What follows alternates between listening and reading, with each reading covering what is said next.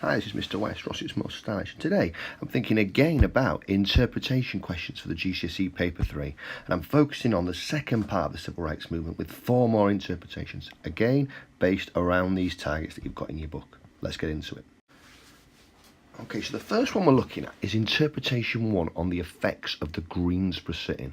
Okay, now we've got 2 interpretations here. This one here is the second one. It doesn't actually say that on there, but that's the second one. So it's saying in the first interpretation, soon there were wade-ins, pray-ins, breed-ins, and the difference between staying away and boycotting, actually confronting the problems by sitting in the way. By August 61, over 70,000 people have participated in some kind of direct action protest. Hundreds of thousands more joined economic boycotts supporting the sit-ins. Within a year, over 100 communities had desegregated their lunch counters. Some, starting with San Antonio, Texas, actually preempted the sit-ins, so before they started, they just desegregated them. So you can see in one sentence it says that the Greensboro sit-ins had a huge impact across the South and were a major success. That's what interpretation 1 said. And I guess that's what we're basically having to look and see whether we agree at. So if we start with the line of reasoning, it's hard to disagree with interpretation 1. And therefore the answer would be you're going to agree to a large extent. However, maybe it does paint too strong a picture of the sit-ins in other spheres. I think that undoubtedly the lunch counters is a massive success, but I don't think I can wholly agree, because it kind of paints the picture that that was a movement that then made massive gains in other areas, which I think is a little bit too exaggerated. So for blue, it clearly focuses on the Greensboro sit-in and gives several clear examples of its impact. We know from our own knowledge that by April 1960, 50,000 people were involved in the sit-in, which is similar to what you've seen on the screen there.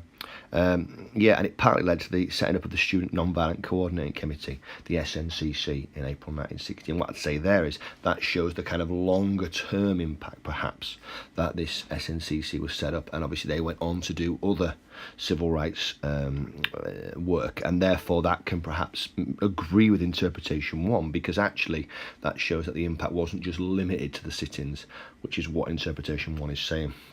Okay,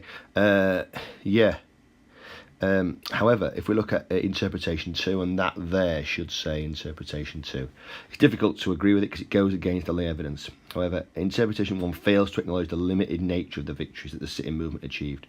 And interpretation 1 gives the impression that sit-ins ended Jim Crow segregation completely in the South, which is not really the case, is it? So that's what interpretation 2 is saying there. They will do any good in the final analysis, whatever served to accomplish the objectives of the demonstrators. Well, actually, they did actually agree some of the objectives, all of them, okay? And there's no real change in the law, but different venues had to agree to change their policies. So it wasn't like a law came out banning segregation in lunch counters. It was that different state kind of venues agreed then to kind of put laws in place within their own, or policies rather than laws in place. So that kind of goes. So I guess in conclusion, you probably agree to a large extent with interpretation 1, because the sit-in movement was successful in moving lunch counters. However, I can't completely agree with it, because as interpretation 2 suggests, no law was ever actually passed, and interpretation 1 seems to suggest perhaps that too much, that this was spread wider than just the sit-in movement. And I think that's the issue I take. I don't disagree with the impact on the sit-in movement, but I think the issue for my conclusion here would be that it perhaps gives the impression that it was spread much wider than just the sit-ins. Okay, so our next interpretation is about the Freedom Riders, okay, and how far you agree with interpretation 1, okay? So what we've done is there's an opening line which neatly sums up what the Freedom Riders are all about. And as you can see in one sentence, I've put the Freedom Riders gained vital media attention, highlighting the law was not being applied, okay? And although the Montgomery bus cross boycott and meant buses were desegregated, didn't happen in practice, the Freedom Riders highlighted this. That's basically what it's saying. And it's a role the Freedom Riders played in highlighting the reality of desegregation. I think interpretation 1 in terms of line of reasoning down here is correct when it states that it highlighted the situation, but how vital the media attention was is open to debate. Did the ends justify the means? And that's kind of what interpretation 2 is going to go on to say. So I'll probably say I agree to an extent that they did highlight the situation, but the word vital, I think, is too strong for the reality to me to completely agree with. Evidence, though, that does agree with it, okay, is that when it says that they gain vital media attention, I think that the photographs of the burning bus is an example of that vital media attention, okay? And it also, furthermore to that, another example is that it showed the people that the government needed to help desegregate, okay? And the riots actually ended when the government actually forced disobedient states to desegregate bus facilities, okay? So I think they're examples that link with the kind of media attention that it's talking about in interpretation 1. Remember, you always want to link your evidence directly to the interpretation. However, when we go on to interpretation 2, it says it cannot justify the violence that they were subjected to. And that's a key point here. Whereas interpretation 2 kind of highlights the freedom rights did not change the law.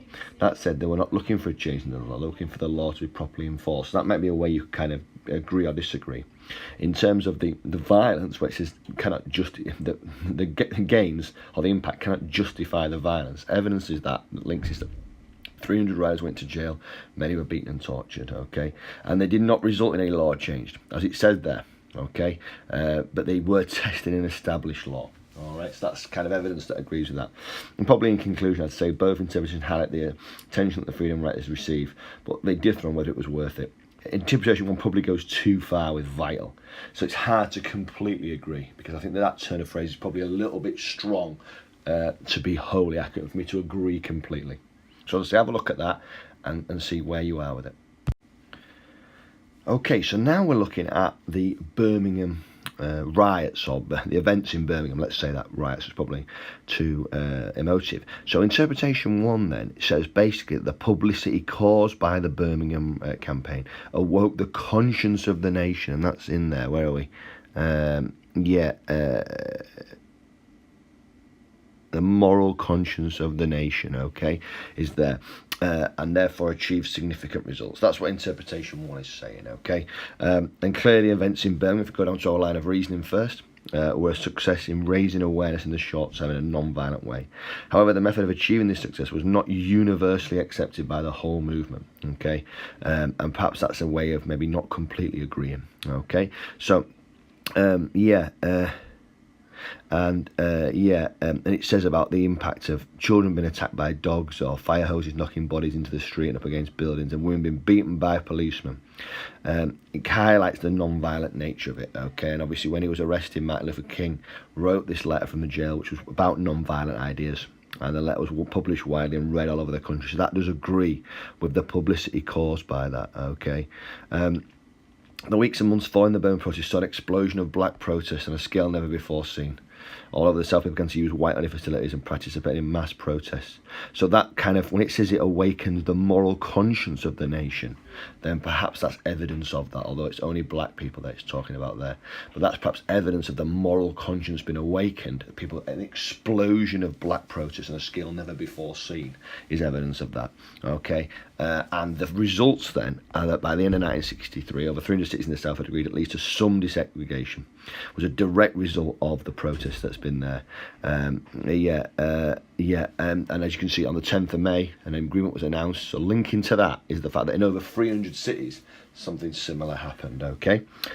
So that's obviously one side of it. However, then we move on to interpretation 2, which you could argue is not really an interpretation, but I wanted us to work on Birmingham because I think it's one of those topics that kind of slides by in the exam. When we go through the course, that might come back. So I had to find another interpretation. The only one I could find was this famous quote from Malcolm X. So you probably wouldn't get an interpretation like this, but let's engage with it anyway. Basically, it says the Birmingham campaign used children was too big a risk. Real men don't put the children in the firing line. Okay, and I think that's what it says about interpretation 2. It challenges interpretation 1, they're suggesting that the ends did not justify the means. The method did not justify the results. The use of children was one of the main reasons for the publicity, maybe one of the main reasons for the success of the campaign. But interpretation 2 argues that the results are not worth the danger. Weeks later, the Birmingham Board of Education announced that all students who had been involved in the Children's Crusade would be expelled. It was ultimately overturned, but that kind of shows that actually, when it says that it's not real men don't put children in the firing line, that links directly with that, the fact they were going to be expelled from schools. Now, in the end, it was overturned, but it shows that idea that the results were not worth the danger, physical or to the longer-term careers. So both interpretations again the impact that using children had, but they differ on the morality of doing so. Probably agree to a large extent. Why would you do that? I think that ultimately this result here, awakening the conscience of the nation, some of the evidence that we've used over here, I would suggest kind of backs up that point. Okay, both agree it had an impact, but maybe the morality of doing so perhaps shows that maybe it didn't unite the movement in a way that you would have expected it to with such achievements. Okay, and the last part of the video then is to do with Malcolm X, and a really tricky interpretation question. So this is something that I've picked up from the revision guide and from the book, a little bit about the kind of different views about Malcolm X, who is an interesting character, isn't he? Okay, remember he originally doesn't opposes desegregation. He believes that in quite radical ideas, but then as he goes his religious conversion, he becomes much more in line with the kind of Martin Luther King approach, and believes, actually, having visited Mecca, that integration is possible. Okay, so we've got two about the belief and methods of Malcolm X. That's the question. Okay, now interpretation one, basically one sentence says his reputation is improved because he converted to Sunni Islam and came to realize integration was possible. Okay, and so basically it says, why has his reputation improved? Because his biography has been better understood. And it goes on to tell us a little bit about this biography. This critical to this was Malcolm's conversion from the Nation of Islam to mainstream Sunni Islam. He went on this pilgrimage. He saw Muslims of all different races, basically, and the same ritual, and that kind of gave him the idea that they could be together. It's difficult to agree with a large extent with interpretation one, because most people remember Malcolm X's earlier views, and that's why his reputation is based upon. I think especially in popular conscience, in popular culture, Malcolm X is seen as somebody who had a different view to Martin Luther King, who pursued his goals much more aggressively. Yeah, okay, so this is what makes this a bit tricky. All right, interpretation one gives it a clear expression of how and why Malcolm X believes integration changed, and that's clear. And that's a famous quote from his, was that he believed it 100%, I don't believe it anymore. And that backs up this change from the Nation of Islam to the more mainstream Sunni Islam. That conversion that he went through is directly backed up by that quote, so that's ideal. It suggests that Malcolm X's reputation among historians has improved because more focus has been placed in his earlier years. Would you agree with that? Well, I guess historians perhaps have come to understand that it should be his later years, not earlier years, it's later years, okay? Would you agree with that? Just check that. It should be later years there, not earlier years, it's later years. Sorry, that's a typo. Yeah, would you agree with that? Well, amongst historians, I think that perhaps not, because they're much more looking at his entire career, seeing it for what it is. But I think in popular consciousness, people seem to talk much more about Malcolm X's earlier years. Okay, when we saw the video on the 1968 Mexico Black Power salute, one of the guys was talking on there, a Channel 4 documentary, and he was saying that you had these two groups of people, Martin Luther King and Malcolm X. Now actually this event happened after Malcolm X had been assassinated, and yet still somebody who was involved in the civil rights movement still making that comparison between the two. So I think historians maybe have a better understanding, but the public don't, and I think that's what makes it difficult to agree with. Yeah, interpretation 2 takes a different approach and focuses more on the earlier part of his life, where he was against integration of the races. People in his life had guaranteed him pride and place among black leaders. That's what interpretation 2 is saying, and it's that earlier life, okay? Yeah, that is why he's gained this pride of place, okay? Yeah, it gives the impression, though, I think, that it was still alive in 1966. Remember being assassinated in 65, but many tended to remember him for his earlier views. And I think interpretation 2 is an example of this.